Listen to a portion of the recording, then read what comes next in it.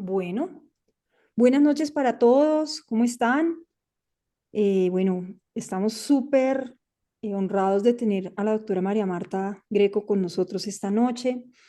Ella quiere que yo solo la presente como que es especialista en infectología y que hizo un máster en VIH en la Universidad de Barcelona, pero yo tengo el privilegio de conocerla hace varios años, de haber trabajado con ella en varios proyectos. Quiero decirles que es una mujer súper bondadosa, brillante, organizada, inteligente, que nos da chancleta cuando toca para sacar un proyecto adelante, que fue la persona que lideró los estándares de testeo latinoamericanos, y que ha liderado muchos otros proyectos, casi que es la que organiza todos los ASTRAPs que se presentan del taller latinoamericano y nos pone ahí de coautores, pero ella es la que hace todo el trabajo. Es una mujer impresionantemente trabajadora y organizada.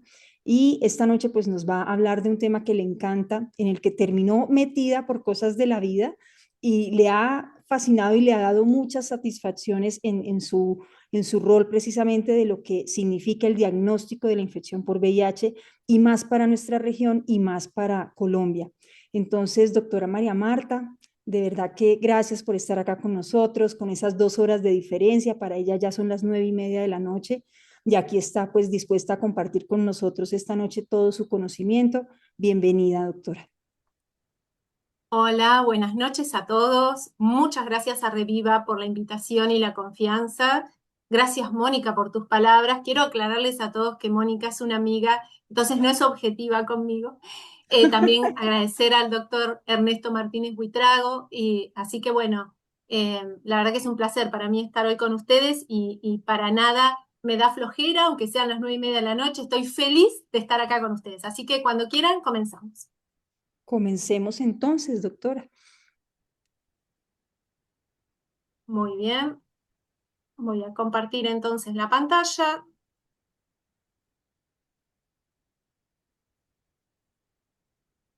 Yo creo que ahí estamos. Perfecto, Muy bien, perfecto. entonces vamos a dar comienzo. Bueno, me han pedido que hagamos como un análisis del diagnóstico desde el punto de vista de dos estrategias, el autotest y el opt-out, pero permítanme hacer una breve introducción para saber por qué tenemos que estar hablando en 2025 de estas estrategias nuevamente. Estos son mis potenciales conflictos de interés. Para esta charla en particular considero no tener ningún conflicto de interés. Y en nuestra agenda vamos a repasar algunos temas. Por empezar, vamos a hablar del contexto. ¿Por qué justamente vamos a hablar de testeo en 2025 y de nuevas estrategias? ¿Qué significa el diagnóstico tardío de VIH hoy? ¿Sigue vigente? ¿Es real? ¿Nos pasa a nosotros o pasa en el mundo? Vamos a verlo.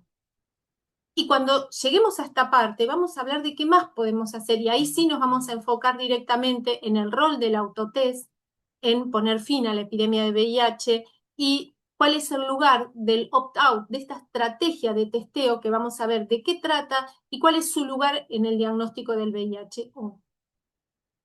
A diciembre de 2024, ONUCIDA nos dice que existen en el mundo alrededor de 40,8, casi 41 millones de personas viviendo con VIH, que alrededor de 1.300.000 personas adquirieron la enfermedad durante el 2024 y que ocurrieron más de 600.000 muertes relacionadas. Ustedes saben que en el año 2015 la Asamblea General de la Organización de Naciones Unidas aprobó la Agenda 2030, faltan 5 años, un poco menos casi, para el desarrollo sostenible, y esto es un plan de acción global adoptado por Naciones Unidas que plantea 17 objetivos. Estos 17 objetivos que ustedes ven acá tienen adentro más de 160 metas que intentan transformar el mundo en un lugar lindo para vivir. Dentro de esas estrategias, la meta 3, el punto 3, habla específicamente de poner fin a la epidemia del SIDA, tuberculosis y malaria. O sea, poner fin a la epidemia del SIDA para el 2030 es un objetivo de desarrollo sostenible. ¿Y qué hizo NUCIDA? Bueno, toma esta estrategia y establece algunos objetivos con el fin de cerrar las brechas que impiden que progresemos hacia el fin de la epidemia de VIH-Sida como una situación epidemiológica crítica. Y es ahí, en ese contexto, que plantea estos tres objetivos de los cuales hemos tanto escuchado hablar, el famoso 90-90-90 del 2020 que se transformó en el 95-95-95 del 2025, y estamos finalmente en 2025, y algunas personas han logrado beneficiarse de estas metas, pero debemos decir que en el mundo todavía muchas regiones, muchos países están lejos de alcanzar. Esta es la escalada de tratamiento antirretroviral en el mundo entre 1990 y 2025, prácticamente 2024 son los últimos datos. Observen las barritas anaranjadas cómo el tratamiento antirretroviral ha alcanzado cada vez a más personas y se estima que a fin de 2024 31 millones de personas estaban en tratamiento, un 77% de las personas que tenían indicación de tratamiento. Esto ha originado, y que es la barrita celeste, un descenso importante en la mortalidad a través de los años. Fíjense, desde este pico en 2003-2004, cómo ha descendido en la línea azul la mortalidad. Sin embargo, si vemos la meta 2025, que eran menos de 250.000 muertes relacionadas, vemos que el objetivo de mortalidad asociada a VIH-Sida no está al alcance para el 2025. Claramente, hay como un amesetamiento de la curva de descenso de las muertes, así que por más que los tratamientos siguen escalando, la mortalidad no está descendiendo al mismo ritmo. ¿Y por qué ocurre esto? Una de las explicaciones posibles es porque estamos llegando tarde en un porcentaje muy importante de las personas al diagnóstico. Y ahí vamos enganchando el tema de hoy, que es testeo. Además, fíjense que a nivel global muchas regiones han logrado disminuir el porcentaje de nuevas infecciones entre 2010 y 2024. Sin embargo, nuestra región, América Latina, está en rojo y es porque no logró disminuir porcentualmente y sin embargo no solo no disminuyó, sino que aumentó. O sea que tenemos una mortalidad estancada y en nuestra región además un aumento de las nuevas infecciones. Claramente tenemos mucho trabajo por hacer en nuestra región. Esta es la cascada de testeo, diagnóstico, diagnóstico, tratamiento y prevención y supresión virológica. Observen que el total de la población se estima, con una estimación desde mi punto de vista muy optimista, que aproximadamente en América Latina el 86% de las personas que viven con VIH conocen su diagnóstico, un 71% están en tratamiento antirretroviral y un 66% con carga viral indetectable. Claramente, sobre todo en testeo y en cuidados, en mantener en cuidados a las personas, tenemos brechas muy importantes en la región. Estas brechas van variando en mujeres, hombres y niños, pero globalmente, claramente, tenemos mucho trabajo por hacer en testeo y mantener a las personas en cuidado. Pero ¿es lograble esta meta? ¿Es alcanzable el 95-95-95? Miren, yo les traigo a colación un caso. Miren el caso Ámsterdam. Ámsterdam a fines del 2023 había logrado prácticamente el 95-95-95. Fíjense que el 94% de las personas que tenían VIH conocían su diagnóstico, un 95% estaba en tratamiento y un 96% con carga viral indetectable.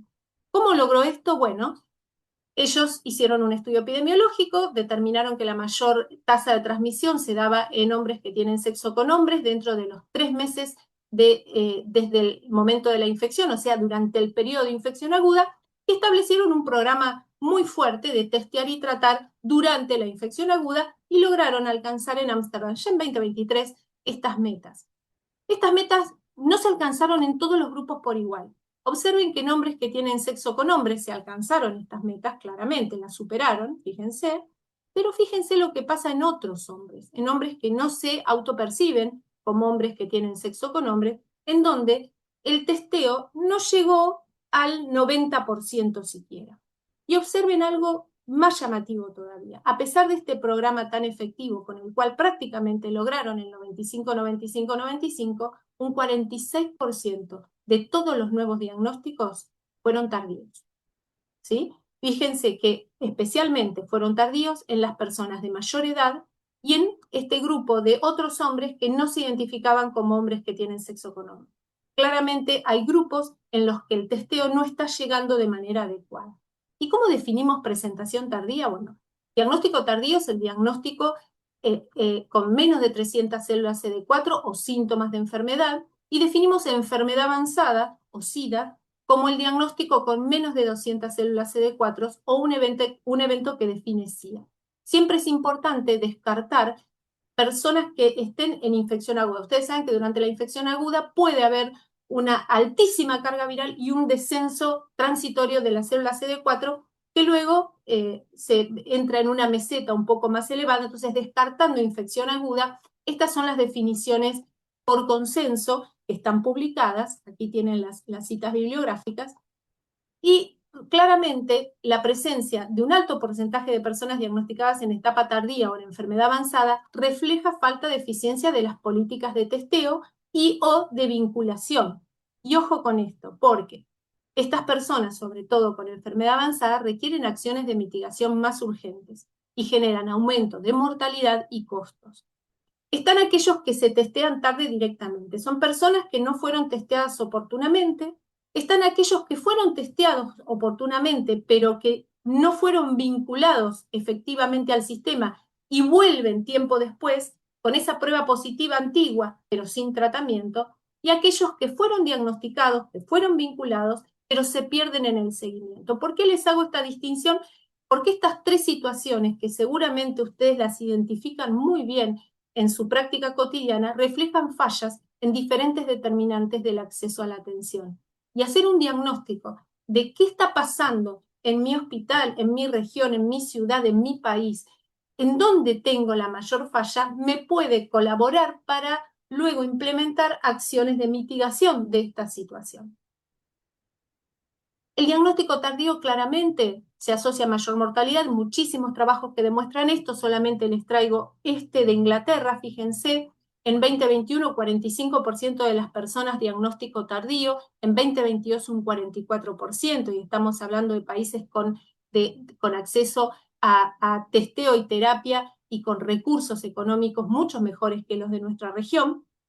Y este estudio mostró que estas personas tenían 5 veces más probabilidades de morir por todas las causas dentro del primer año desde el diagnóstico. La mayor mortalidad un año obviamente la tuvieron los mayores de 65 años a la cabeza.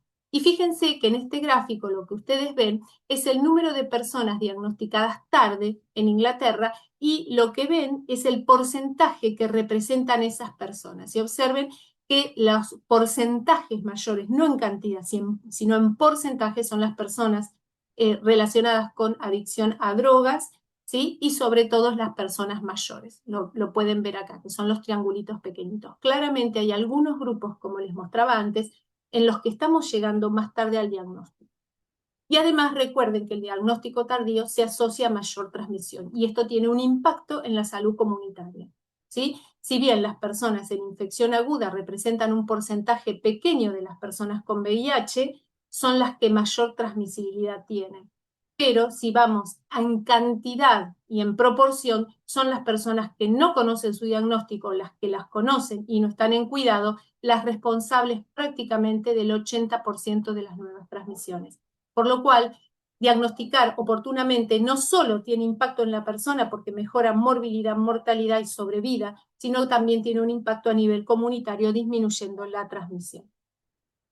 Y fíjense que el diagnóstico tardío prácticamente es universal. Estos son datos 2024 de la región europea. Observen que tienen un diagnóstico tardío promedio más del 50%, ¿sí? Diagnóstico tardío, menos de 350 células CD4 al momento del diagnóstico. Y observen que nuevamente vemos algunos grupos que realmente tienen un exceso de diagnóstico tardío, que son las personas mayores de 40. Observen, en Europa estamos hablando la transmisión heterosexual, ¿sí?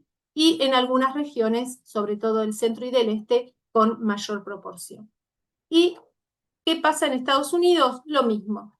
Y fíjense, las personas de 65 años o más, 33,9% de diagnóstico, en este caso, etapa SIDA, o sea, menos de 204 síntomas de SIDA, algunas poblaciones menos favorecidas, y otra vez, como en Europa, los las personas, los hombres que se auto perciben como heterosexuales y que la transmisión fue por contacto heterosexual están llegando más tarde al diagnóstico. ¿Y qué pasa en nuestra región? Este es un trabajo presentado por nuestro grupo, perdón, por nuestro grupo el año pasado en Glasgow 2024. Fíjense que son datos del 2021 de Latinoamérica, son datos de 12 países, 59 centros y más de 8.000 nuevos diagnósticos, la mayoría hombres. Ustedes saben que en nuestra región tenemos una epidemia fuertemente concentrada en hombres que tienen sexo con hombres y en otras poblaciones clave. Un 10% tenía más de 50 años, y fíjense que la presentación tardía, muy parecido a lo que pasa en Europa, no tanto a lo de Estados Unidos, pero más parecido a lo de Europa, por arriba del 56%, y la enfermedad avanzada por encima del 33%, sí aquí, parecido a lo que mencionábamos de Estados Unidos, ¿sí? Estos son los centros y el número de personas aportada por cada centro. Siempre contamos con, fíjense, Colombia aporta datos realmente en forma significativa.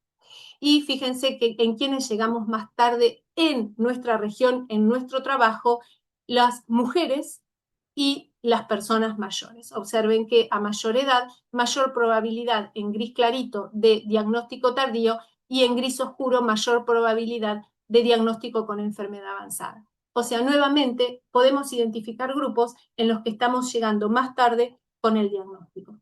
El diagnóstico en realidad es la puerta de entrada, y la puerta de entrada solamente a tratamiento no. Es muy importante considerar la puerta de entrada a dos grandes, digamos, intervenciones. Por un lado, el testeo para lograr identificar las personas reactivas y que puedan tratarse adecuadamente, ¿sí? Y aquellas personas negativas que persisten en riesgo, que sean vinculadas con equipos de prevención para lograr que persistan negativas. Entonces, hoy en día la puerta de entrada tiene que ser vista como una forma de identificar fehacientemente a los reactivos y a los no reactivos, porque para ambos tenemos intervenciones eficaces para lograr que se mantengan saludables. Entonces, aquellos que testean positivo y aquellos que testean negativos, podemos con ellos hacer una cascada de cuidados, si me permiten. Fíjense, no solo podemos decir que tenemos una cascada de las personas VIH positivas, ¿sí? Los testeados, los vinculados a atención, los que están en tratamiento y los que están en carga viral suprimida, ¿sí? La cascada de cuidados que conocemos tradicionalmente, sino que podemos armar una cascada de cuidado para aquellos que testean negativo. Entonces podemos decir que del total de testeados negativos, ¿cuál es el porcentaje que podemos vincular a atención? ¿Cuáles retenemos en cuidados preventivos y cuáles se mantienen VIH negativos? Y esto es importante porque tenemos que tener en cuenta de ahora en más que todos los diagnósticos cuentan, los reactivos y los no reactivos. Y aprendimos en la prevención combinada la importancia de integrar los cuidados del VIH y de la ITS, entre otras muchas enfermedades, a los determinantes sociales de la salud. Entonces vemos que las intervenciones deben ser basadas en derechos y en evidencia científica, pero debe ser una combinación de intervenciones diseñadas con el propósito de satisfacer las necesidades de prevención que tenemos para VIH. Y en eso, entre todas esas intervenciones dentro de las biomédicas, recuerden que está la prueba de VIH. No me sirve solamente testear, me sirve integrar la prueba en el conjunto de cuidados que plantea la prevención combinada. Y recuerden que las 5C del diagnóstico deben ser siempre una forma de cuidar los derechos y la autonomía de las personas, y deben ser siempre pruebas confidenciales, con el consentimiento, al menos oral, de acuerdo a las reglas y normativas de cada país. Debe incluir siempre consejería, incluyendo información sobre indetectable igual a intransmisible. Deben vincular a las personas con el sistema y deben tener resultados de calidad. Esto es fundamental, lo plantea OMS, pero cae de maduro que estas 5 se deben estar siempre presentes en el espíritu del testeo. ¿Y qué barreras se interponen con este diagnóstico oportuno? Dijimos que estamos llegando tarde, especialmente en algunas poblaciones. Bueno, múltiples barreras que se interrelacionan entre sí, muchas veces se potencian entre sí. Determinantes sociales de la salud a la cabeza, por supuesto, políticas de testeo insuficientes, ineficientes, no integradas, barreras administrativas, el requerimiento de turnos de orden médica, de horarios o de algoritmos centralizados, barreras económicas, barreras geográficas, barreras legales. Hay países en donde la edad para consentir el diagnóstico en adolescentes es variable y a veces está, o sea, a una edad elevada. La discriminación, el estigma, no solo por parte de la población, sino también por parte de los equipos de salud. Los invito a ver en el Congreso ahora europeo, presentamos con la Sociedad Argentina de Infectología un trabajo sobre una encuesta realizada al personal de salud sobre estigma y discriminación en VIH. Está en la página del Congreso Europeo. Realmente es alarmante todavía en 2025 el estigma y la discriminación por parte de los equipos de salud, el temor al diagnóstico, la falta de percepción de riesgo de algunos grupos y realmente la falta de información en general. Hay grupos, como les decía antes, que especialmente son vulnerables a la infección por VIH y tiene que ver con todos estos determinantes sociales, culturales, económicos, sociales que estábamos mencionando, y por eso tenemos nosotros en América Latina una epidemia fuertemente concentrada, sobre todo en trabajadores sexuales, un bajo porcentaje, pero sobre todo en hombres que tienen sexo con hombres y en personas trans. Pero debemos recordar que no son grupos que tradicionalmente se identifican como poblaciones vulnerables, pero que sin embargo son poblaciones que son epidemiológicamente relevantes, algunas de ellas en las que estamos llegando tarde con las intervenciones, como son los adultos mayores, las mujeres cis, los adolescentes, otros hombres que no se identifican como hombres que tienen sexo con hombres y los migrantes. Entonces son poblaciones que yo creo que tienen un grado de vulnerabilidad muy importante y que debemos tener en cuenta desde el punto de vista epidemiológico. Los algoritmos que incluyen pruebas rápidas, todavía no entrando en el autotest, sino hablando de las pruebas rápidas en general, son algoritmos que facilitan el acceso al diagnóstico, sobre todo en aquellos lugares con limitaciones geográficas, la llegada a poblaciones más vulnerables, reducen circuitos de derivación de muestras y reducen costos, permiten implementar escenarios de testeo fuera de los hospitales, fomentan el test and treat, el testear y tratar e iniciar rápido tratamiento, porque son pruebas que rápidamente devuelven resultados, y permiten también vincular a las personas, como habíamos dicho antes, seronegativas a escenarios de prevención.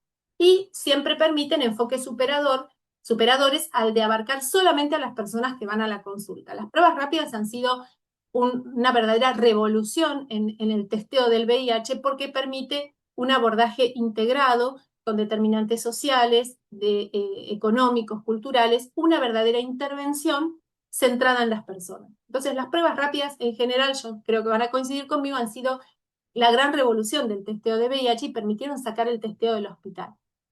Y el autotest, y ahí sí vamos directamente a las intervenciones en las cuales nos vamos a focalizar un poquito más en esta charla, en esta segunda parte de la charla, es en definitiva un test rápido. Es un proceso mediante el cual una persona que desea conocer su estado serológico recoge la muestra, realiza la prueba e interpreta el resultado. Es una forma de testeo discreta, es conveniente, puede llegar a personas con alto riesgo que no se acercan al testeo de otro modo y tiene el potencial de romper barreras que limitan el acceso de esas personas al diagnóstico. Las pruebas para autotest de VIH tienen alta sensibilidad y especificidad. Son ensayos inmunocromatográficos igual que las pruebas rápidas, ¿sí? El mecanismo es similar. Pueden realizarse tanto en saliva como en una gota de sangre por punción digital. Hay distintos kits de prueba. Todas las pruebas para autotest detectan anticuerpos. Son ensayos de segunda o tercera generación. No son de cuarta, como los test rápidos tradicionales que ustedes conocen del combo antígeno-anticuerpo. Recomendados como estrategia complementaria a las que ya están implementadas y pueden ser utilizados según recomendaciones muy recientes, tanto para inicio, para reinicio o para continuación de PrEP o PEP oral. Recuerden que estas pruebas se llaman pruebas por triage. ¿Y esto qué significa? Que todo resultado reactivo debe confirmarse con pruebas adicionales. Y esto es una información vital que debe ser entregada a la persona que va a realizar el autotest. Una prueba reactiva requiere una confirmación por pruebas tradicionales. Y esas pruebas tradicionales son las del algoritmo vigente en cada país. O sea, toda persona que testea positiva por autotest, hay que iniciarle el algoritmo vigente en el país o en la región donde esa persona esté. ¿Sí? Esto es lo que se llama prueba por triage. Un resultado reactivo, vinculación para confirmación, autotest queda no reactivo, puede considerarse negativo, pero ojo, recuerden que son pruebas de tercera generación y si la persona reporta comportamientos de riesgo para infección, probablemente haya que repetir esta prueba en 3, 4 a 6 semanas. Idealmente 3 a 4 semanas repetir la prueba porque podría estar en un periodo de ventana inmunológica. ¿Sí? Todo resultado debe confirmarse. Y esta implementación puede ser por diferentes formas de entrega de las autopruebas. Esto dependerá de cada lugar y requiere generalmente pruebas piloto para ver cuál es la forma más eficiente de distribución.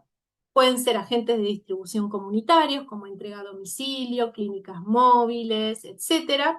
Pueden ser a través de un proveedor de atención sanitaria o bien puede ser entrega entre pares, por ejemplo en asociaciones civiles, o entrega a parejas sexuales de personas VIH positivas o a parejas de personas en riesgo.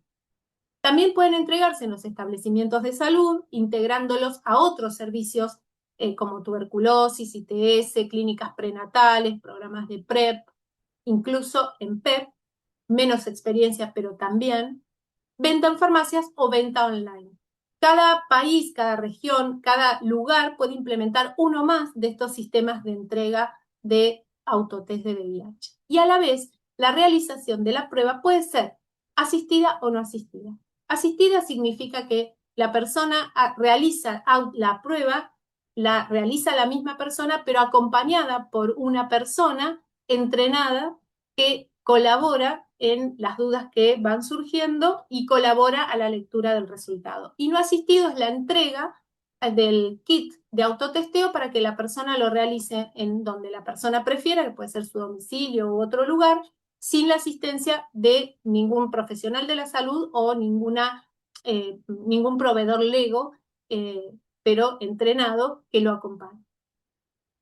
Desde el año 2016, la OMS propone la realización de pruebas de VIH y, sin embargo, todavía en nuestra región, como pueden ver, hay países que tienen políticas de testeo, de autoprueba, pero no la tienen implementada, que están en prueba piloto o que directamente no tienen política de testeo. Fíjense la diversidad de colores de nuestra región con respecto a la implementación del test de VIH. Pero hay que recordar que la OMS la recomienda como una forma de prueba segura, precisa, aceptada y eficaz. Y acá atención a esta palabra, complementaria a otras estrategias de testeo. El autotest no viene a reemplazar los programas de testeo, sino que viene a acompañar esos programas, a complementar para llegar a aquellas personas que no son alcanzadas por las pruebas tradicionales. Y ha demostrado beneficios el autotest. Bueno, vamos a ver qué dice la evidencia científica, pero sí. Fíjense en este metaanálisis, obviamente traje algunos trabajos nada más, pero fíjense en este metaanálisis, el autotest duplicó la realización de pruebas en comparación con el estándar de cuidado, con un riesgo, con una tasa mayor a 2, duplicó, y prácticamente duplicó 1.88 la frecuencia de testeo. La aceptación de pruebas aumentó con una variedad de modelos de prestación. Fíjense, esto fue distribución secundaria a las parejas masculinas de mujeres. Esto fue distribución secundaria a parejas de personas VIH positivas, o sea, cuando la persona venía a la atención le entregaban autopruebas y le decían, entréguesela a su pareja para que se la realice en su hogar. ¿Sí? La realización dentro de establecimientos de salud, también descrita como una estrategia eficiente. Distribución en la comunidad para que las personas se lo realicen en su domicilio, o bien la distribución desde los establecimientos de salud, no para hacer dentro del establecimiento de salud, sino para que las personas también lo lleven y lo realicen en la intimidad de su hogar. En todas estas, fíjense que aumentó la probabilidad de testeo y la frecuencia de testeo. Las tasas de positividad y la vinculación a cuidados fueron similares. y los daños sociales o los eventos adversos fueron muy poco frecuentes. Y los que están descritos, sobre todo, tienen relación con la violencia de pareja. Entonces, siempre un programa que vaya a entregar autotest debe prever, digamos, cuestiones de mitigación que tienen que ver con la realización en un hogar o en un ámbito privado de una prueba y las posibles consecuencias más que nada a ese nivel.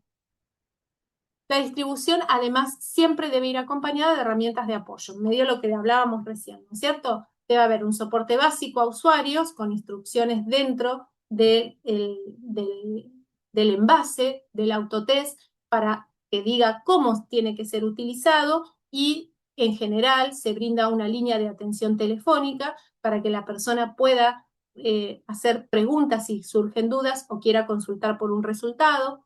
Otra forma de herramienta de apoyo puede ser la demostración uno a uno o en grupo, por ejemplo, dentro de un establecimiento de salud. Puede hacerse la realización con la supervisión del procedimiento, como les comentaba antes, por un profesional de la salud o un personal lego entrenado. Y también hay medios digitales, como vamos a ver después, con soportes digitales a través de videos o mensajería en línea. Pero siempre, cualquiera sea la herramienta de apoyo, prever la vinculación para el reactivo, para pruebas de confirmación, como decíamos antes, y para los no reactivos, para servicios de prevención. Siempre prever cómo voy a vincular a las personas a las que les entrego esa autoprueba. Y fíjense que en este metaanálisis muy reciente, la gran mayoría de las personas con un resultado reactivo completaron el diagnóstico, o sea, el 92%, 9 de cada 10 accedieron a una prueba confirmatoria. Esto un poquito viene a responder la pregunta si la vinculación luego de una autoprueba es eficiente. Si yo voy a poder vincular a esas personas que se llevan el test y se lo hacen en la casa. ¿Cómo las voy a vincular con el sistema? Bueno, las personas que testearon reactivas fueron más fáciles de vincular. Y los modelos con más éxito en la vinculación fueron aquellos que tenían una entrega asistida, o sea, en donde se entregaba y se daba una breve explicación, o aquellos sistemas de distribución a través de redes sociales, de redes de personas. Entonces, todas esas formas de entrega en este metaanálisis mostraron, y fíjense que incluyó muchos trabajos, 173 trabajos, mejoraron la eficiencia del autotest. Y lo que encontraron es que las personas no reactivas que iniciaron PrEP fueron un porcentaje muy bajo. O sea, ¿se acuerdan que decíamos vincular al reactivo con servicios de tratamiento y al no reactivo con servicios de prevención? Bueno, aparentemente aquí es donde más bajo es el porcentaje de vinculación, que es a las personas que testean negativo. Esto significa que necesitamos estrategias integradas para la prevención. Y ustedes saben que las recomendaciones actuales de la Organización Mundial de la Salud, esto es del 2024, hablan de que el autotest puede ser utilizado para inicio de profilaxis preexposición, para la continuación y para la reiniciación luego de una suspensión. O sea que realmente es una herramienta que viene a formar parte de los equipos preventivos. ¿Y cuál es el papel que tienen en estos servicios de prevención? La realidad es que para iniciación de PrEP, como vimos, no ha tenido un rol tan bien demostrado como para la continuación de PrEP. Pero, sin embargo, puede ser utilizado en cualquiera de estas modalidades, siempre para PrEP oral. Para la PrEP inyectable, cuando nos llegue, evidentemente todavía hay ciertas cuestiones relacionadas con el tipo de prueba, que es el autotest, que es de tercera generación, que podrían no ser tan eficientes para la PrEP inyectable, pero sí para la PrEP oral, y está recomendado. Con respecto a la profilaxis post-exposición, no hay trabajos que hayan evaluado el rol del autotest y la vinculación a profilaxis post-exposición como lo hay en PrEP. Y solamente les dejo esto como para captar la atención de ustedes, esto es lo que se viene, ¿no? La evidencia de que el autotest con apoyo digital, ¿sí?, podría ser una opción en el futuro. Incluso algunos trabajos han explorado la utilización de la inteligencia artificial para la interpretación de resultados. O sea, han entrenado a la inteligencia artificial para hacer la interpretación de resultados a través de la evaluación de la imagen del resultado del autotest. Pero bueno, se los dejo como evidencia para que la revisen. Son dos trabajos relativamente nuevos, 2024-2025. En mi país, en Argentina, y con esto termino la parte de autotest, se hizo un estudio piloto para ver la aceptabilidad y la eficiencia en poblaciones clave. Se hizo en 3 provincias de mi país, Salta, San Luis y Córdoba. Se hizo saliendo de la pandemia en 2021, así que no hubo, fue un estudio con un N muy pequeño. Se realizó en personas que se autoidentificaron como mujeres trans, hombres que tienen sexo con hombre o trabajadores sexuales mayores de edad.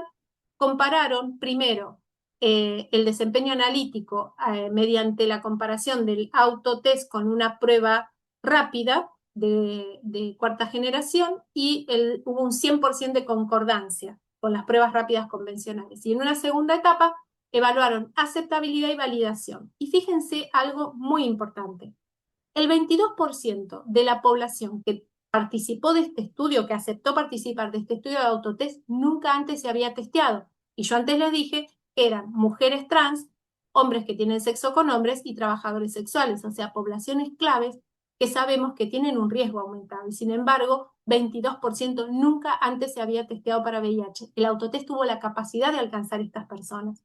La prevalencia global fue elevada, 3,7%, como era esperable, por realizarse en poblaciones de alto riesgo, y la concordancia entre el autotest y la prueba rápida, así como la aceptabilidad, fueron muy elevadas. Así que la verdad que fue un éxito y actualmente se ofrece con distintas modalidades en mi país el autotest, aunque no está implementado en la magnitud que uno quisiera. Y para ir terminando, vamos a hablar del opt-out. El concepto de opt-out es la prueba que se realiza informándole a la persona que se le realizará la prueba a menos que la rechace activamente. O sea, no le pregunto, ¿quiere hacerse la prueba? Firme aquí que se la quiere hacer, sino mire, se la voy a hacer. Si no quiere hacérsela, me tiene que firmar que no quiere hacérsela. O sea, el opt-out presume el consentimiento si no hay una expresa negativa por parte de la persona. ¿Cómo le proporciona información? Bueno, se proporciona mediante material impreso, mediante cartelería, directamente por el personal sanitario, y es eficiente, o está descrito que es eficiente en aquellos ámbitos en donde la prevalencia de las personas no diagnosticadas se presume mayor al 0,1%. ¿Y cómo hago ese cálculo de cuál es la prevalencia de infección no diagnosticada en donde yo trabajo? Bueno, son las nuevas infecciones sobre el total de pacientes testeados en una prueba piloto. Entonces yo ahí ya sé si este método para mí es eficiente o no. ¿Y qué beneficios tiene el opt-out? Bueno, ha demostrado que aumenta las tasas de diagnóstico, reduce el estigma, porque yo ya no le hago el test a las personas que tienen algún comportamiento de riesgo o que tienen alguna condición clínica índice de riesgo, sino que se lo hago a todos por igual. Favorece la detección temprana porque obviamente alcanza a personas totalmente asintomáticas, mejora la vinculación con la atención, reduce la transmisión comunitaria porque diagnostico más tempranamente y sobre todo no depende del criterio del médico ni de los factores de riesgo que pueda presentar la persona. Entonces, digamos, alcanza a más cantidad de personas. Pero ¿cuáles son los desafíos con esta técnica? Bueno, los costos. Voy a testear a muchas más personas para obtener menos porcentaje de resultados positivos, seguramente. La eficiencia, bueno, la eficiencia, les decía, está descrito que es eficiente si la prevalencia en donde yo trabajo es mayor al 0,1%. La implementación, ¿cómo lo voy a implementar? ¿En qué ámbito voy a implementar esta prueba? ¿Qué recursos logísticos? Necesito más cantidad de pruebas porque voy a testear a todos los que vengan a mi hospital o a urgencias o a internación. Allí donde yo decida implementar, voy a testearlos a todos. Y lo más difícil de todo son los aspectos éticos, porque hay que garantizar de que esta estrategia de ninguna manera va a ser un atropello a la autonomía o no va a dejar de tener en cuenta los derechos que tienen los pacientes. Y requieren normas locales que lo permitan. En mi país no está permitido, por ejemplo, el opt-out, porque sí o sí se requiere el consentimiento firmado de que se quiere la persona hacer la prueba. Y esto es por ley y una ley revisada y acondicionada muy recientemente, por lo cual por ahora no lo podemos hacer. Requisitos legales y regulatorios de consentimiento que lo permitan. Así que realmente hay muchos desafíos. Hay experiencias exitosas. Inglaterra ha publicado una experiencia muy exitosa en los servicios de urgencia en las áreas de mayor prevalencia de VIH de Inglaterra.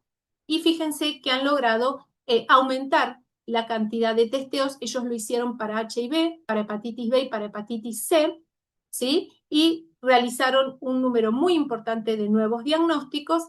Y esto era el banner o la información la brindaban a través de este flyer, en donde decía claramente acá, si usted no quiere ser testeado, por favor, hágaselo saber a un miembro del staff para que no le realicen la prueba. O sea, uno puede negarse, pero tiene que negarse activamente. La evidencia publicada por Inglaterra en este aspecto es bastante buena. Y realmente en algunas revisiones sistemáticas el opt-out ha demostrado aumentar la proporción de personas que se testean, fíjense, con respecto al opt-in, que es la tradicional, la de cuando firmo para hacerme la prueba, o los que están basados en riesgo. Le hago la prueba solo a aquellos que vienen con algún dato clínico o de comportamiento de riesgo, ¿sí? O sea, si yo hago opt-out, identifico más personas que si hago un testeo más restrictivo. Y incluso en este metaanálisis, cuando ajustaron por diferentes variables, aún así era significativa la diferencia en la proporción de personas testeadas a través de la técnica del opt-out. Y fíjense que estos son trabajos entre 2010 y 2020, o sea que esto es algo que viene dando vueltas hace rato. Y en este trabajo de Taiwán, muy interesante, fíjense que sobre más de 28.000 diagnósticos realizados entre 1986 y 2014, lamentablemente es un estudio retrospectivo, lo que hicieron es buscar a todas las personas a las que se los hizo en forma rutinaria, o sea, por opt-out, que es la normalización de la prueba, y lo compararon con las personas a las que le realizaron la prueba según el factor de riesgo que tenían, y luego hicieron un seguimiento de esas personas a 6,2 años y encontraron algo muy interesante, que el uso de la prueba de rutina, opt-out, se asoció con una probabilidad 80% menor de diagnóstico tardío, 37% menor de mortalidad asociada a VIH y 27% menor de mortalidad por todas las causas. O sea, claramente aumenta la probabilidad de testeo, disminuye el diagnóstico tardío y disminuye mortalidad. El opt-out es una técnica que realmente a todos nos gustaría poder contar al menos en ámbitos de alta prevalencia. Y en esta revisión sistemática y metaanálisis se evaluó la eficiencia. ¿Es eficiente? ¿Sí? O sea, con lo que yo voy a testear, ¿voy a lograr una cantidad de positivos que justifique esta estrategia? Sí. La prevalencia global, yo les dije que era eficiente si era mayor a 0,1, y en este estudio, en este metaanálisis, fíjense que la prevalencia global fue de 0,60. La prevalencia global de positivos, ¿sí? La prevalencia de VIH que encontraron con la estrategia de opt-out. O sea que realmente el opt-out es una estrategia que a futuro, cuando lo tengamos permitido, tendríamos que ver si se implementa y dónde se implementa. Pero por ahora es todo un desafío para nuestra región. Para terminar, ¿cuáles serían nuestros objetivos en diagnóstico? Los países necesitan determinar cuál es la mejor estrategia programática, identificar los servicios de testeo más costo eficientes que alcancen a la mayor cantidad de población. ¿Por qué? Porque necesitamos identificar las personas en estadios tempranos y conectarlas eficientemente con servicios de cuidado, de tratamiento y de prevención. Recuerden que no hay una receta mágica, no les puedo decir cuál es la combinación de técnicas diagnósticas para su región, para su país, porque no hay una sola talla que les quede bien a todos. Somos una región hermosa que nos parecemos en muchísimas cosas, pero nos diferenciamos también en muchas otras cosas, pero claramente si queremos resultados distintos tenemos que empezar a hacer cosas diferentes. Y recuerden que el testeo es un componente fundamental de la prevención combinada, es una estrategia integral para el logro de las metas 95, 95, 95, que a pesar de que se han ampliado los servicios de prueba de VIH, estamos llegando tarde a muchas poblaciones, por lo cual es crítico y es urgente aumentar el volumen de las pruebas, y que es fundamental el diagnóstico de la situación local, de su centro, de su región, de su país, para que las estrategias estén desarrolladas, centradas en las personas, y recordar que las pruebas de atención y el autotest son herramientas fundamentales que pueden colaborar a eliminar muchas barreras que nos están impidiendo llegar tempranamente al diagnóstico. La pérdida de oportunidades diagnósticos es el punto crítico para cambiar el curso de la epidemia. Y este es Ramón Carrillo, fue el primer ministro de Salud de mi país, allá por 1940 y pico, y les cierro con dos frases. No puede haber política sanitaria sin política social. Y otra frase es, solo sirven las conquistas científicas sobre la salud si estas conquistas son accesibles al pueblo. Nada más, muchas gracias por la atención. Muchas gracias, doctora María Marta. Pues creo que a pesar de que la región es distinta, como dice usted, pues no nos queda la misma pijama todos, pero sí compartimos muchas cosas. Creo que de México a Argentina nos parecemos mucho como latinoamericanos. Y pues sí, seguramente en algún momento llegará a tener un acceso más fácil a hacerse la prueba. Acá en Colombia también nos toca hacer consentimiento informado, y eso se convierte pues en una barrera. Sí tenemos autotest ya, tanto en punción digital como en saliva, pero no ha tenido, digamos, como el, el boom que quisiéramos. Y en nuestro algoritmo sí está permitido que ese autotest, si es reactivo, se considere como la primera prueba reactiva y tendríamos que hacer solamente una segunda y ya. O sea, sí hemos avanzado en algunas cosas, pero todavía, claro, nos falta. Estoy viendo una pregunta que está en el chat, pues por temas de logística, porque darle el micrófono a 130 personas pues no es tan fácil. Les vamos a pedir el favor de que las escriban. Yo les había escrito cuando empezó la conferencia de la doctora que, porque a uno se le van olvidando, ¿no? A medida que va viendo la conferencia se acuerda, entonces que las fueran escribiendo de una vez que al final pues las íbamos a resolver. Dice, soy enfermero, trabajo con programas. Siempre he tenido una gran duda, confusión, ambivalencia de conocimiento con respecto a la transmisión vía oral y quiero aprovechar su importancia, su importante conocimiento. Siempre me preguntan que si el sexo oral sin eyaculación en boca, ¿qué tanto es el riesgo en porcentaje? En sesiones muchos pacientes me hacen esta pregunta. Bueno, hay una tabla del CDC de Atlanta, Roberto, que muestra cuál es esa proporción y es muy baja, ¿sí? O sea, juguetes sexuales, sexo oral incluso con eyaculación tiene un porcentaje muy bajo. No sé, María Marta, si quieres comentar algo adicional, pero pues No, perfecto. Es así, el riesgo es muy bajo, muy siempre que no bajo. haya traumatismos o sangre. Realmente el riesgo es muy bajo y prácticamente no se tiene en consideración para profilaxis post-exposición, por ejemplo. Sí, así es. Sí hay que tener en cuenta otras infecciones de transmisión sexual, que sí tienen un mayor porcentaje de transmisión. Así Claro, que, claro. digamos, la prevención debe alcanzar el sexo oral porque hay otras infecciones de transmisión sexual que sí se transmiten con más facilidad, como gonorrea o sífilis, etc. Una cosa que me llamó la atención, y te quería comentar mi punto de vista, porque digamos que para nosotros en los programas de PrEP sí o sí exigimos que sean pruebas de cuarta generación por todo el tema de la infección aguda y el riesgo o el tema que nos da, que una prueba de cuarta generación sí me permite al menos a los 15 días ya detectar antígeno P24 y anticuerpos a los 21 días, pero las pruebas orales de saliva de tercera generación, perdón, la oral que es de segunda generación, ay, yo no sé, en un programa de PrEP, como que no quedo tan tranquila.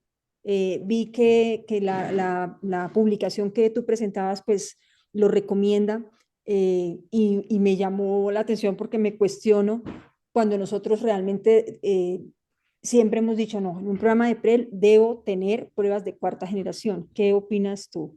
Sí, es así, es el concepto que teníamos de inicio, pero la verdad es que las pruebas, a las autopruebas de tercera generación y las de fluido oral están validadas para inicio y para continuación de PrEP.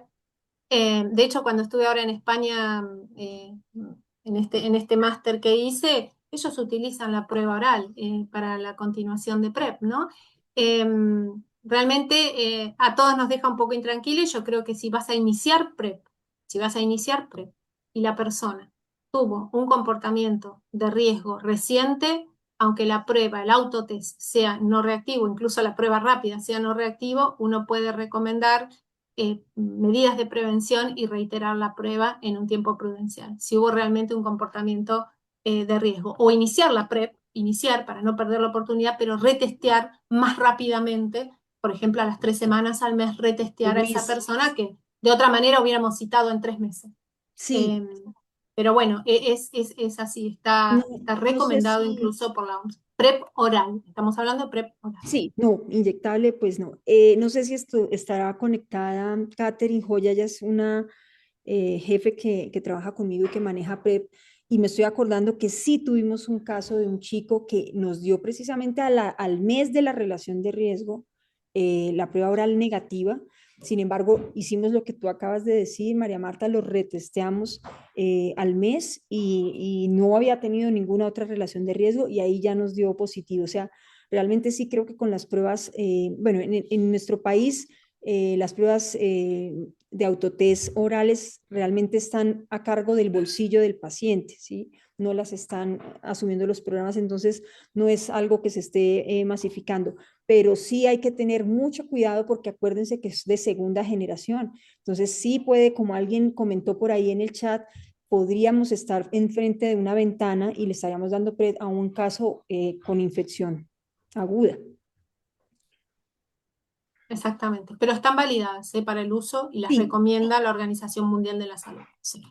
Pero bueno, pero tenemos que tener en cuenta las limitaciones de las pruebas. sí, sí, sí. Y ahí, pues digamos que así estén validadas, pues como que exactamente cada quien evalúe el caso, Exacto. la condición de riesgo que tuvo y todo lo demás para tomar una decisión acertada.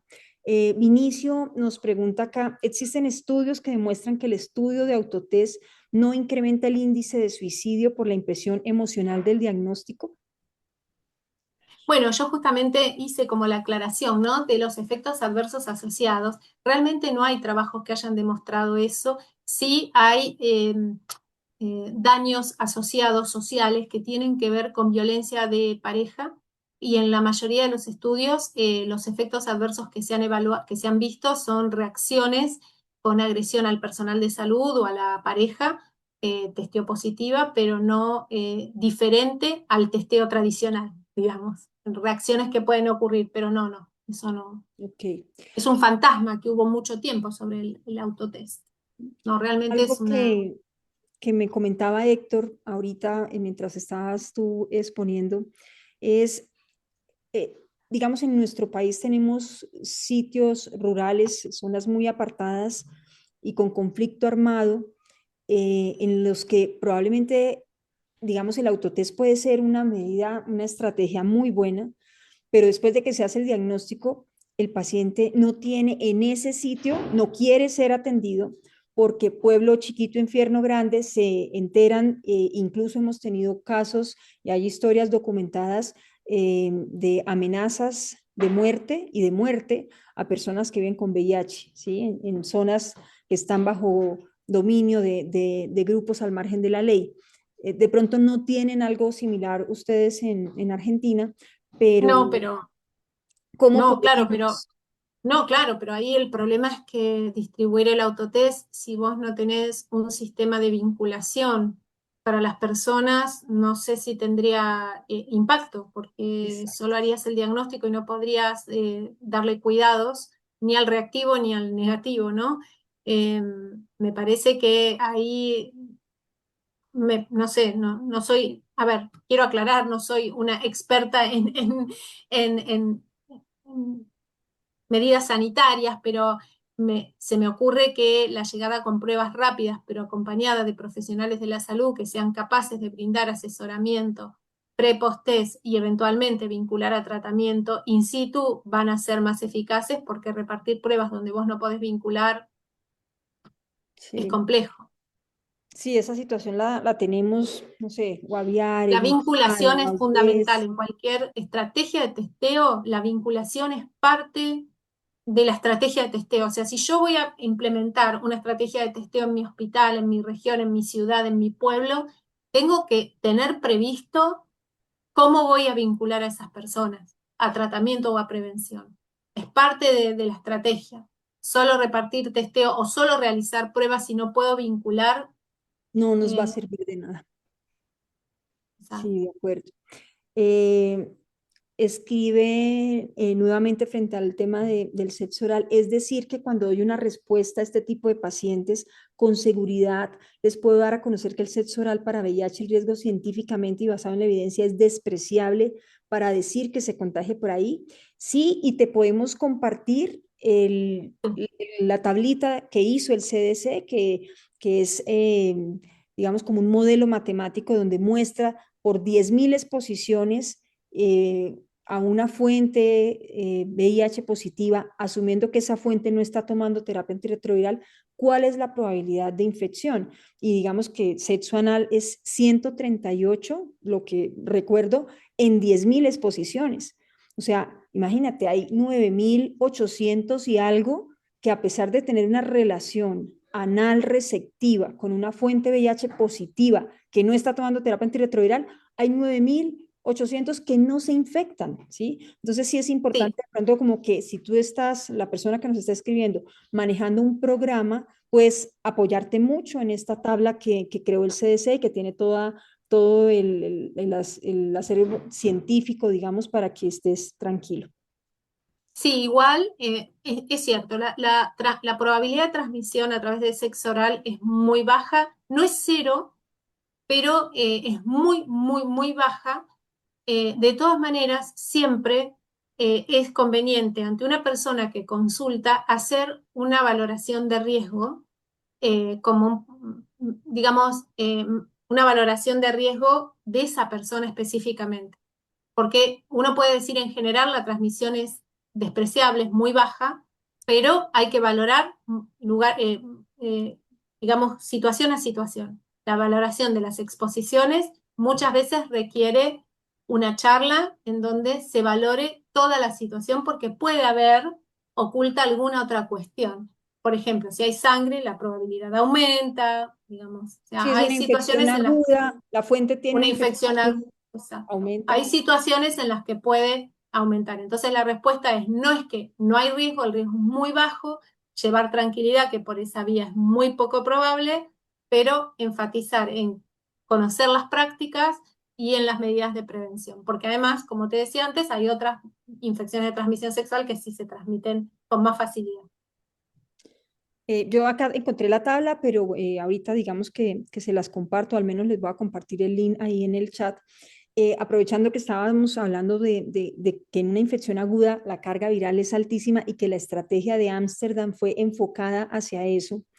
Eh, Ámsterdam, pues sí, o sea, ya logró la meta 2030, pero ellos se enfocaron en migrantes y en hombres que tienen sexo con hombres. Y el tema de migrantes es lo que está ahorita, digamos, como el boom de los nuevos diagnósticos en Europa, en Estados Unidos. Y sin embargo, como tú muestras, a pesar de que hacen todas estas campañas, se sigue haciendo el diagnóstico tardío. ¿Será que a pesar de que son personas latinoamericanas, por ejemplo, que van a España, que van a Inglaterra, que van a Estados Unidos, siguen llevando el estigma que seguimos teniendo en nuestra región? ¿O tú qué piensas, María Marta, por qué No. este tema de los migrantes está tan subiendo, digamos, dentro de los nuevos diagnósticos en países desarrollados? Absolutamente, pero las barreras son múltiples, Mónica. Mira, justamente, bueno, ahora en París, en la conferencia europea, hubo varias charlas y hubo mucho hincapié en el tema de los migrantes, por las múltiples barreras al acceso, no solo al testeo, sino también al tratamiento, a prevención, etcétera. Y no es solamente desde Latinoamérica, ellos tienen mucho desde África y tienen mucha África. migración interna, desde el este al oeste de Europa. Barreras que tienen que ver con el idioma, barreras que tienen que ver con los determinantes sociales de los que hablábamos. Son personas que están, bueno, lo charlamos también nosotros allá en México, ¿no es En cierto? México, ajá. Personas que tienen otras prioridades que no son en, en este momento, en el momento de la migración, su salud, tienen problemas de alimentación, de vivienda, problemas incluso legales, afrontan problemas legales. Entonces la salud pasa como a un segundo Un plano y segundo. las estrategias para alcanzar estas personas con medidas de testeo, medidas de prevención, incluso medidas de retención en cuidados a los que ya tienen un diagnóstico, deben enfocarse a vencer esas barreras que a veces no tienen que ver solamente con lo económico, sino con esto de lo social, lo cultural, etcétera. Por ejemplo, la gente de México, de Condesa, nos contaba que tienen un programa de prevención con una persona que habla diferentes idiomas y que favorece la atención de las personas mediante eh, eh, el hecho de poder comunicarse de mejor manera, porque también la comunicación es una barrera muy importante en algunos países. Imagínate Claro. una persona que viene, no sé, de los países del este de Europa y llega a España y no habla español, no habla inglés a lo mejor, realmente son barreras muy, muy importantes. Pero hubo mucho de esto. Nosotros también Emigración. llevamos en el taller latinoamericano un trabajo sobre migrantes, porque también la migración nos alcanza en América Latina, migración interna incluso, dentro de los países. Eh, y bueno, son ahí sobre todo los determinantes sociales de la salud que no nos tenemos que olvidar, los que generan barreras muy importantes para la atención global de estas personas. Nosotros nos enfocamos en VIH, pero estas barreras van para todo. Vale, sí, de acuerdo. Nos están pidiendo la tabla, no sé si Héctor, bueno, ahí, ya se las compartieron, ese es el link, perfecto. Gracias, Héctor, sí, porque eso digamos que es una herramienta que para educativa y yo la uso más que con los pacientes, con el personal de salud. Es lamentable ver todavía odontólogos que dejan al paciente, a la persona que vive con VIH de última para ser atendida, o gastroenterólogos que hacen lo mismo, cuando realmente esas prácticas están mandadas a recoger hace rato. Todas las personas potencialmente, y más en un país como el nuestro, en el que todavía nos faltan 40.000 personas por diagnosticar según las estimaciones de Spectrum y de ONUCIDA, pues deberíamos pensar que potencialmente todas las personas que estoy atendiendo pueden ser VIH positivas, ¿sí? Y no lo que están haciendo con personas que tienen el diagnóstico, que están indetectables hace 5 años y les hacen un manejo errado. Entonces, yo lo uso es como en estas prácticas de sensibilización con los profesionales de la salud, pero pues para esta persona que tiene un programa de educación y le hacen esas preguntas, creo que también pues le puede servir mucho. Bueno, no sé si hay algún otro comentario.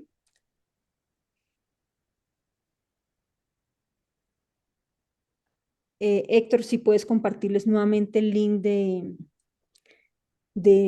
la tablita del CDC de riesgos. Ahí nos lo están pidiendo. Bueno, pues ya ahí Ahí lo yo estoy acabaron de mirando compartir. también, pero no veo otra. No, creo que ya Héctor No. la acabo de compartir. Bueno, pues no sé si no tenemos algún otra pregunta, pues acá nos podemos quedar discutiendo las necesidades que tenemos de testeo en nuestra región y las estrategias que podríamos utilizar para mejorar.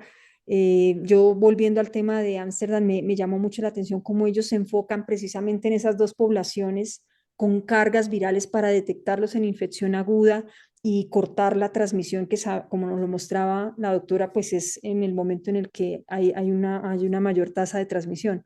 Pero para nosotros, sí es Sí, difícil, es es hacer, lejísimo. Es Es lejísimos lejísimo. hacer una estrategia. Mira, a mí me parece que el mensaje de lo de Ámsterdam, a mí el mensaje que más me queda es una frase que me decía siempre una profesora mía de la facultad. La epidemiología es información para la acción. ¿Y esto qué significa? No importa qué les pasó a Ámsterdam porque estamos muy lejos, no solo en millas, no solo en kilómetros, sino que también estamos lejos Cultura, todo. de tener todo eso. Pero qué importante es tener un diagnóstico de nuestra situación. ¿A qué poblaciones estamos llegando tarde? ¿Cuáles son las herramientas que en mi población, que es distinta, si bien somos, como vos decías, una región que por lo visto tenemos bastantes cosas en común y bastantes barreras, sobre todo en común, eh, ¿qué barreras que están atravesando las personas a las que no estoy llegando con el testeo? Estamos llegando tarde en las personas mayores, estamos llegando tarde en las personas heterosexuales. Se han focalizado mucho las campañas de detección en poblaciones clave porque obviamente cuando los recursos son limitados me focalizo en las poblaciones con más Más riesgo. riesgo. Estamos de acuerdo porque tengo recursos limitados, pero no podemos dejar de mirar a nuestro alrededor porque hay poblaciones en las que estamos llegando tarde. Esas poblaciones no solo tienen, como les decía, mayor morbilidad y mayor mortalidad, sino que siguen transmitiendo. Entonces esto tiene un impacto en la comunidad. Entonces, claramente, como les mostraba cuando mostraba la cascada de cuidados de América Latina, tenemos un gap, una brecha importante en diagnóstico y tenemos una brecha en retención nosotros. Tenemos muchas personas que se nos pierden de los cuidados y vuelven un tiempo después con cargas virales detectables altísimas y CD4 súper bajos, y esas personas que estaban diagnosticadas se pierden de la atención y vuelven, tienen también alta mortalidad y alto riesgo de transmisibilidad. Entonces, ¿qué nos está pasando también ahí? Los determinantes sociales de la salud. ¿Por qué las personas se pierden? En mi país, te cuento, pierden la obra social, pierden el trabajo, se mudan de localidad, hasta que retoman los cuidados y deciden volver a tomar los cuidados pasa un tiempo y esa persona vuelve, sí, a vincularse al sistema con carga viral altísima con un diagnóstico de hace 8 años. Y además, muchas veces con varios esquemas fallidos y a veces resistencia. Entonces estamos enfrentando escenarios que creíamos superados y no, los volvemos a vivir, Peores.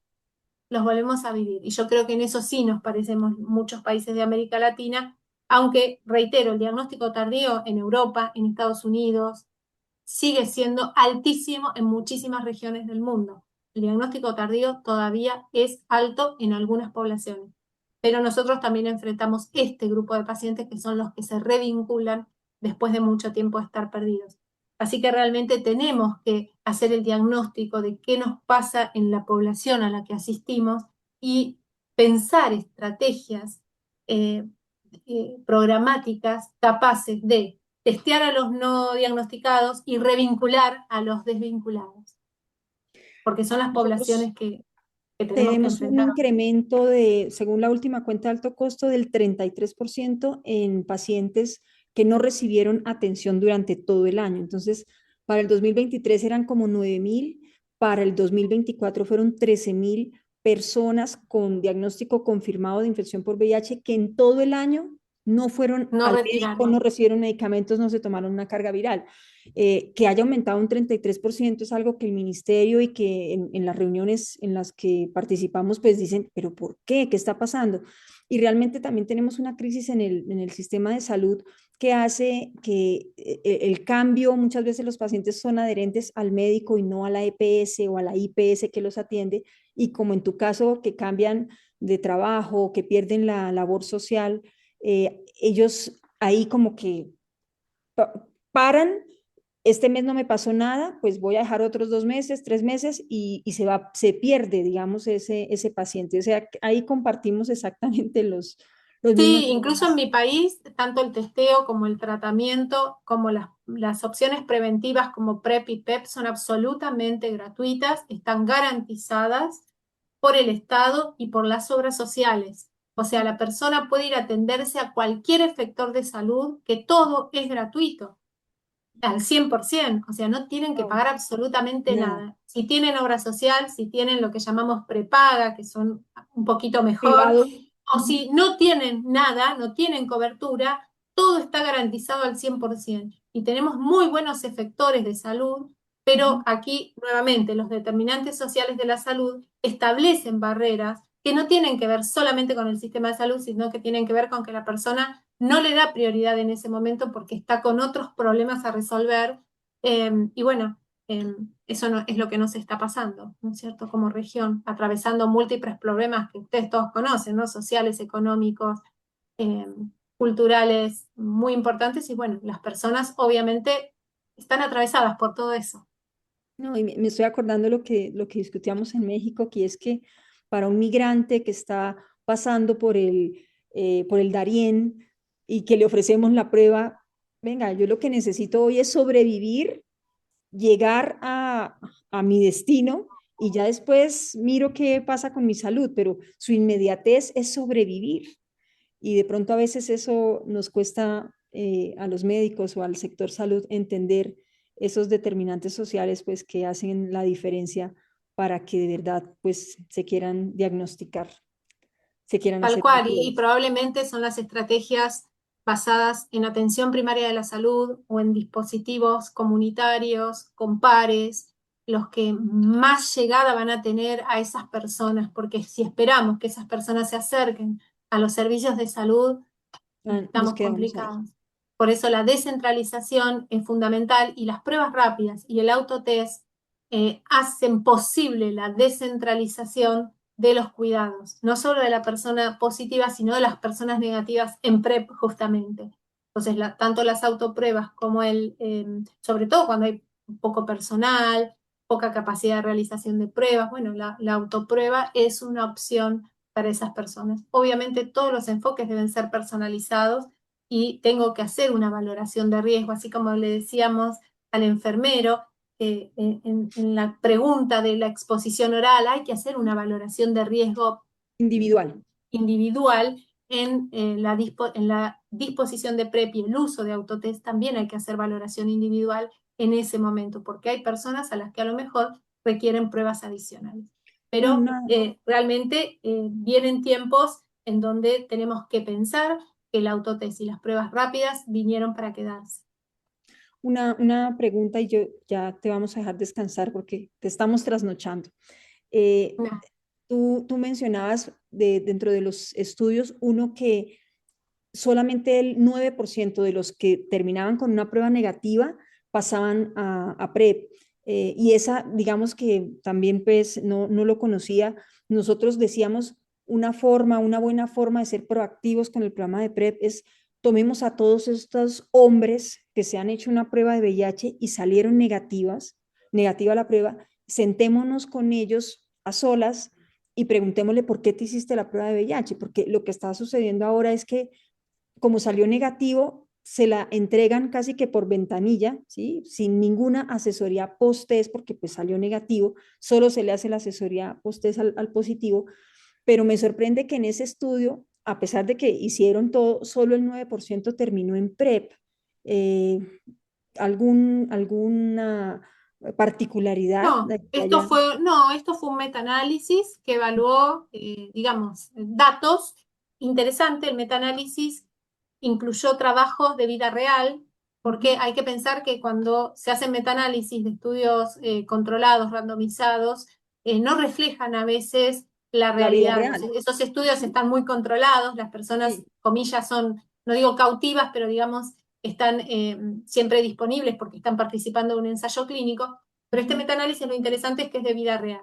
Y lo que encontró, pero no da una explicación, sí da una propuesta, lo que encontró es eso, que la vinculación luego del test negativo a servicios de prevención fue mucho menor.